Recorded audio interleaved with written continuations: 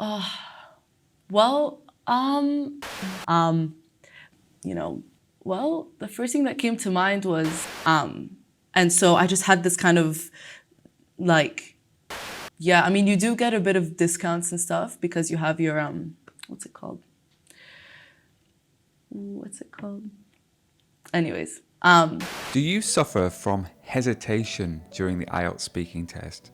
Well, today's video with me, Chris, is going to look at the difference between language-related hesitation and content-related hesitation. We have the wonderful Thalia with us today, and she answered questions about the beach, dentists, and decisions. And Thalia is going to show us just what it's like to hesitate or to pause when thinking about ideas and words. And I'm going to point those sections out for you. Just to remind you, if you haven't already seen our other mock exam videos, make sure you check them out because we have lots of great examples of wonderful IELTS speaking tests. So if you're ready, we should begin by looking at Thalia's speaking test. Let's go. Hello and welcome to this practice exam conducted by IELTS Daily. My name is Maddie and I'm your practice examiner. The questions in this test are designed to simulate the IELTS speaking test. Let's start. What's your first name, please? I'm Thalia. Thanks, Thalia. At the beginning of the IELTS test, you will be required to provide some ID, but as this is a practice test, we don't need to do that today. I want to begin by talking about you. Do you live in an urban or rural area? Well, I live in an urban area. I actually live in a college close by, and I've always been an urban person. I've always lived in an urban area. Yeah. And do you see yourself living in a city in the future? Definitely. I prefer going out to rural areas for holidays or vacations as opposed to going into the city for holidays or vacations. So definitely see myself living, in a city or 10, 15 minutes away from a city. Yeah. Great. In this section, she used the word definitely. You can use the word definitely if you strongly agree with something. You may also want to use the word sure. So sure and definitely are great ways to immediately give an answer. Kind of means yes. In this example, she used definitely when the examiner was asking about whether she sees herself living in the city in the future. Great. Why do people live in rural areas? Okay, I'm going to stop just at that point. If you notice, Thalia is looking up. She's trying to find an idea. This is called content-related hesitation. And this is acceptable at a band 9. We as people sometimes find it difficult to think of an idea immediately. And this is an example of Thalia looking for an idea. The opposite of that is going to be language-related hesitation. And we'll see a little bit of that later in the video where Thalia is looking for a word. Do you find it easy to come up with ideas? Or do you find it easy to come up with words? I think both of those are really tricky. When I took the test, I thought both were really difficult. Well, it could be because they like the quiet and they like the lack of noise and the lack of people. And I think being in a rural area is where you get to choose who you're surrounded by. Okay. The lack of. Some people like the lack of noise, the lack of people. Great language there, the lack of. It means no. So no noise, no people. So obviously more family, more close friends. So you just have this kind of intimate and cozy kind of environment as opposed to just being with a bunch of people that you don't know and being basically thrown in the deep end of social, environments. Wow, she used some great language there. She talked about being thrown in the deep end. To be thrown in the deep end means to be in a situation which is unexpected and you have to find a solution very quickly. So at work, they threw me in the deep end with a really big project. But I think it always depends on the type of person you are. So obviously, people can prefer rural or urban areas, and both have pros and cons. But I think those are a few pros, of rural areas. In a previous video, one of our students used the word you know. And some of our students were asking, is it okay to say you know, you know? My answer is absolutely.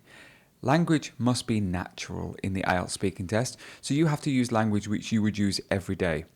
Thalia uses the phrase you know as an insert, it's a filler, so that she wants to show that she speaks naturally. It's great. And what jobs are available in rural areas? Well, the first thing that came to mind was obviously there's a hospital or a clinic. So you're going to get doctors, you're going to get nurses, you're going to get, receptionists. Great. I don't know if you noticed at the beginning of her answer, she said, the first thing that came to mind. The first thing that came to mind. You could also say the first thing that comes to mind. So that's a filler phrase that you may want to practice and include during your speech. She also repeated a phrase. She says, you're going to get. You're going to get doctors, you're going to get clinics. You're going to get is an example of excellent pronunciation. It's called chunking. It's putting words together which are you are going to get, and it's a contracted version. You're going to get. And that's a great feature of her pronunciation. Very natural. There's a bunch of supermarkets, I think, for people to get their groceries. Did you notice in this section, she almost couldn't find a word for something, and I think she was looking for the word groceries. This was verging on, it was very close to being language-related hesitation. I don't think it was full language-related hesitation, but it was very, very, very close. She also said a bunch of supermarkets. Would I use the word a bunch of supermarkets to talk about a number of them? I'm not sure. So people that work there as well, maybe bakeries, cafes, maybe not as much as the city, but I think there are some nonetheless. Another great feature of Thalia's pronunciation is her natural use of the letter T. Now, Thalia shows with the word city, you can pronounce the word city. If you listen carefully to Thalia, she actually says city, city. And that's more American or Australian English in terms of pronunciation. And this would be a high-level pronunciation feature. It's very natural. In the city. And I've never lived in a rural area, but I can guess all the basic, having a little 7-Eleven store, or a store next to a petrol station, just, these kind of basic jobs. Yeah. Okay, let's move on to the topic of the seaside. Right. Do you often go to the seaside? I do. I used to much more when I was back home, just because it was much closer. It was about 10 or 15 minutes away by drive. And I feel like here it's more of, because the city is very accessible by public transport, people tend to take public transport, and so it would take a bit longer with public transport. Here is Thalia's first little minor mistake. She says 10 minutes by drive. You may know that in English, you can't really say by drive. You would have to say by car. You can say on foot, you could say by bus, by car, by train, but we wouldn't normally say by drive. So that would be a little slip in terms of her language, her lexical resource. Is it enough to go from a 9 to an 8? I'm not sure. The examiner might be very strict on the day, but I'm looking out for little mistakes like this, which when you add them up, when you have 1, 2, 3, it might bring you down by 1 band. And I don't have a car here. Yeah. But I do go to the beach a lot and I love it. Yeah. Yeah. Did you notice how Thalia is so natural when she speaks? She has a great relationship with the examiner. She's talking with the examiner as though she is her friend. And I think that's a really great piece of advice for you. Try to be as natural as you can. Don't be nervous. Just pretend you're speaking to a friend that you've known for a long time. Why do people like spending time by the beach? I think it's just peaceful and it's like a serene environment and you can just hear the waves and, have the sun, shine on you and the entire beach and, have a cold breeze or a warm breeze. Okay, so we've got something called collocation here. Collocation is a feature of your language where you can put two words together, you can fit them together naturally. She used the term serene environment. Serene environment would be a high-level lexical feature. She also said cool breeze, two words which go together, and she also said warm breeze. She's demonstrating that she has a wide range of vocabulary that she can use. So well done to Thalia. She's doing really a great job here. Build a sandcastle, play with the frisbee, play with the ball. I think it's just, you can relax if you want to. It's just purely just being one with nature and it's just really great. Being at one with nature. What a great phrase that Thalia used. It shows that she can use language extremely in a really sophisticated way. Very impressive. What do people do at the beach? Well, I think you can do anything. You can eat, you can play, you can swim, you can chat, you can sleep, you can tan, you can read a book. My sister even watches a TV show on Netflix. You can just be by yourself, listen to the birds and the ocean. You can go with a group of friends and listen to music and have a chat and play with the ball. And you can do almost everything. You can. Maybe you noticed that Thalia repeated the phrase you can. Would this be a problem in the IELTS test? I'm not sure, because she was making a list and it all felt very, very, very natural. You can do this and you can do this, or you can do this and you can do this. You may want to vary the language a little bit. So for example, you could say, you can play, you can tan, you could even. So did you notice that I changed the word can to could, which makes it a little bit more hypothetical? There's a few options for you. Just bear in mind that you do need to vary your language sometimes. Now I want to talk about dentists. Do you mind visiting the dentist? No, I'm okay with doctors. I'm okay with dentists. I'm not disgusted or worried about needles or anything. So. This one's a tricky one for me because she said, I'm not disgusted by needles. Would I say I'm not disgusted by needles? Probably not. I would probably say I'm not frightened of needles. Disgusted by normally creates an emotion of So some people say, I'm disgusted by the sight of blood. I'm disgusted by some food. So it makes you go, ugh. It doesn't make you go, which is fear. So I would just question the use of the disgusted by needles. I'm not sure what an examiner would think, but just be careful. More of a okay kind of situation. Yeah. Why are some people nervous about the dentist? I think some people are afraid of, having like a big needle go into their teeth or just having people snoop around with machines and, stuff that they just haven't been exposed to before. Wow.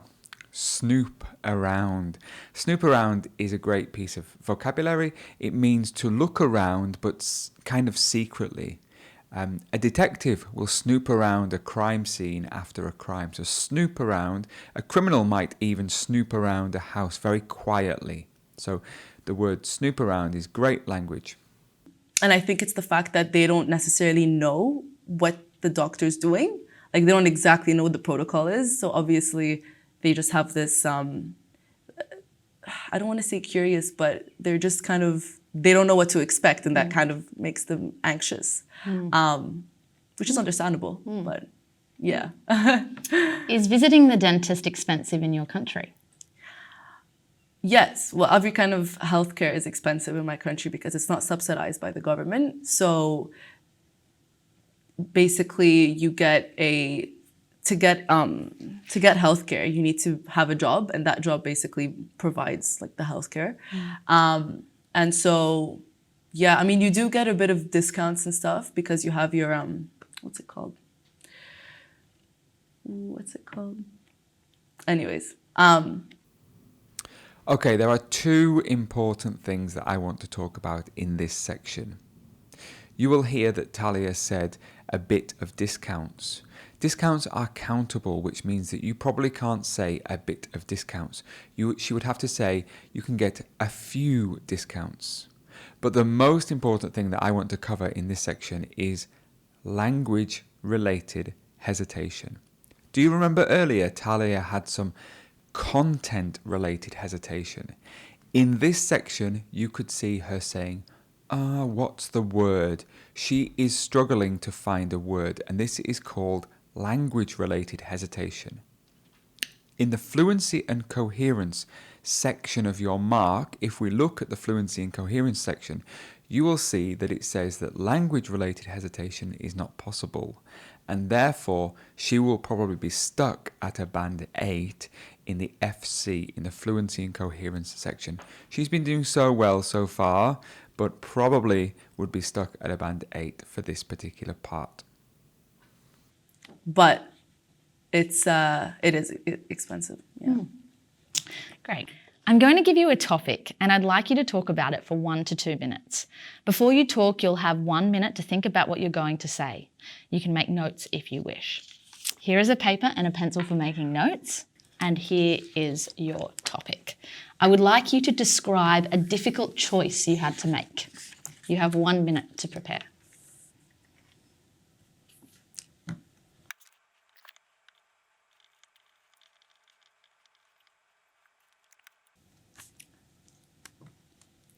I think I'm ready. Yeah. Yep. So remember, you have 1 to 2 minutes for this, so don't worry if I stop you. I'll tell you when the time is up. Okay. Can you start speaking now, please? Sure. So for the past 3 years, I want to say since I was about 17 years old, I've wanted to get into veterinary medicine.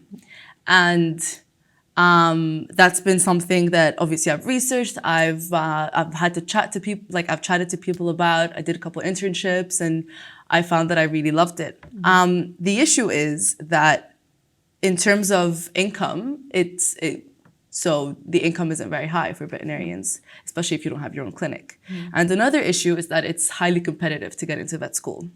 And so I just had this kind of like hard decision to make. Should I go with it or should I not go with it? And obviously after chatting to some friends, family, and people here at college, I decided that, you know what, I'm gonna go for it. I'm gonna put my all. If it works out, great. If it doesn't work out, I have the plan, a couple extra, plans. And so I decided that it doesn't really matter if I don't go for it right now, it's going to be something that is going to be on my mind forever, like a what if kind of. And for me, I hate the feeling of regret. So I'm just going to, do my best and see if that works out, then great. And if not, then that's completely fine. And it's not the end of the world. But at least I know that I did my best and I actually went for it. And luckily, I've got the support of my family and friends and peers at college and university. And yeah. What else would you do if you couldn't be a vet? So my plan B is that, so I'm applying for a fast track right now. My plan B would be to apply as a graduate, normal graduate entry across the country, and to apply for law school so I can get into animal law and maybe consulting in that area. And then if I don't get into any vet school around the country or law school after undergrad, I'll take a year off and then go to Europe or Latin America, teach some Spanish for a year, and then come back and suss out some jobs. Great, thank you. Yeah. What a great part 2 Thalia did. She gave lots of ideas and she talked a lot about her experience as wanting to be a vet. She said, it's highly competitive. I'm going to go for it. If it works out, then great. If it works out is an example of varied grammar complexity. Remember, for a band 8 or a band 9, you need to be using a wide range of grammatical sentences, grammatical constructions. So she did really, really well. Probably not too much to focus on in her part 2. She was very fluent. She spoke for about 1:40. We always recommend if you can speak up to 2 minutes, that's great. However, when I took the test, I didn't speak for 2 minutes. I said to the examiner that I'm finished, and then they asked me another question. And you will see that the examiner asked her a follow-up question at the end when she'd finished naturally. Thanks. Now, let's talk about making decisions. Right. What type of difficult decision do governments have to make?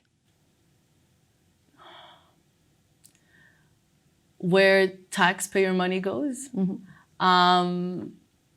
That's the first thing that popped into my head.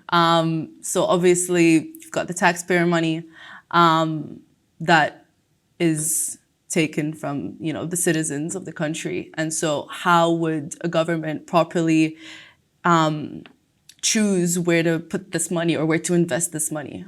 Because they need to take into consideration what's going to benefit the citizens the most and what can also economically benefit them. And I think it's just so many things to take into consideration and to factor in that it makes it quite difficult. Especially that sometimes, you have to prioritize a couple things and you don't know which one to prioritize. And it's just, makes it difficult. These questions in part 3 start to get a little bit harder, and you'll notice that Thalia spends a little bit more time trying to think of ideas.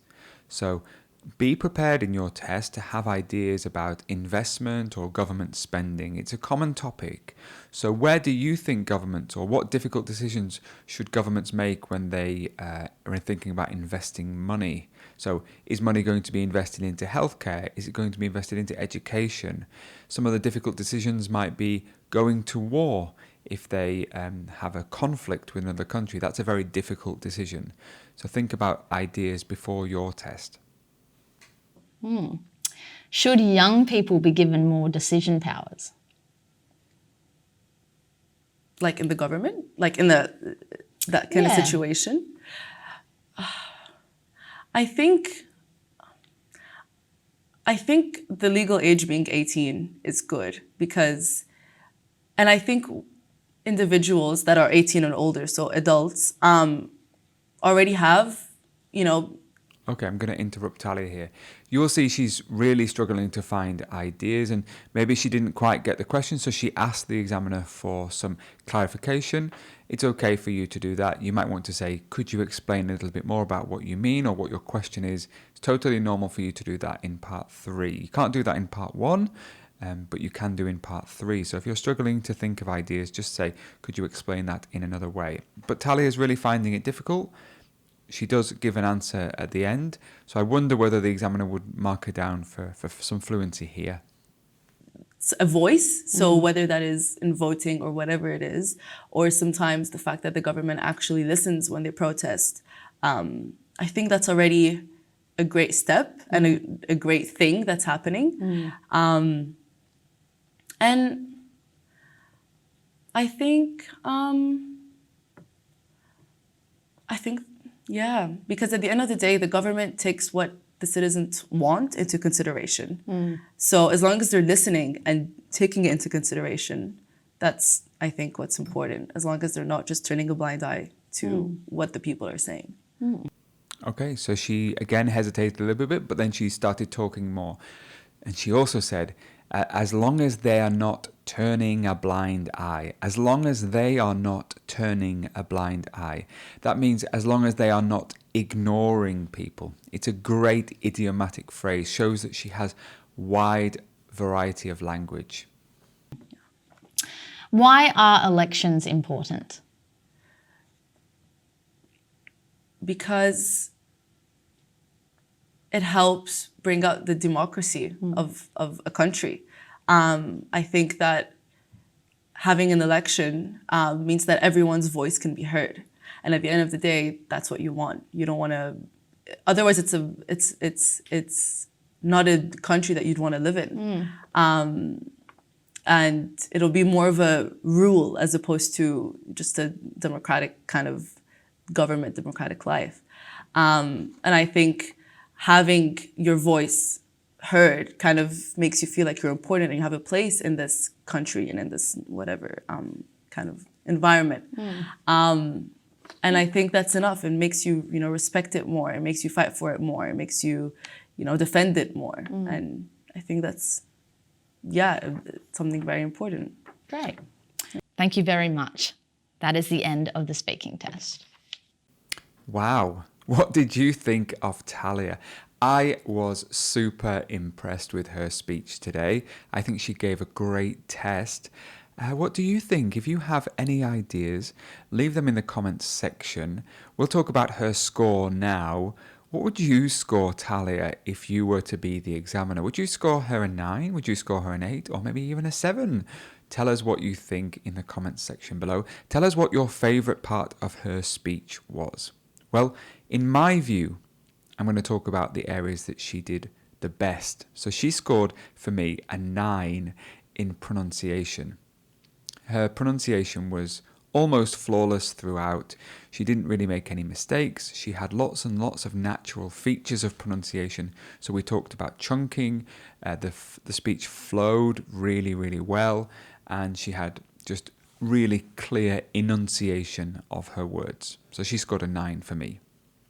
Grammatical range and accuracy was also a 9 for me, because in her test she has to use lots of grammatical complexity. She had great features of grammar. Almost, I don't think she had any mistakes actually. I didn't notice any mistakes. So for me she scores a 9. However, Thalia, she scored an 8 in fluency and coherence for me. We spoke today about the importance of hesitation. Do you remember at the beginning she had content-related hesitation? Well, later in the test she also had some language-related hesitation, and as a result she would probably score an 8 in her fluency and coherence. And in her lexical resource, I'm also going to score her an 8. Just a few too many slips and occasional problems with collocations of words. Do you remember some of the things we spoke about? Go back and watch this video if you want to listen to those features again and have a look and see what you think. So overall 8899 would be a band 8.5, which is incredibly good. What score do you need? If you have any ideas, and if you want to leave your feedback, leave them in the comments. What do you think of Thalia's mock exam? Well, as I said, we have lots more of these mock exams, so make sure you come and watch them. I hope you find them useful. Many of them are really great mock exam answers.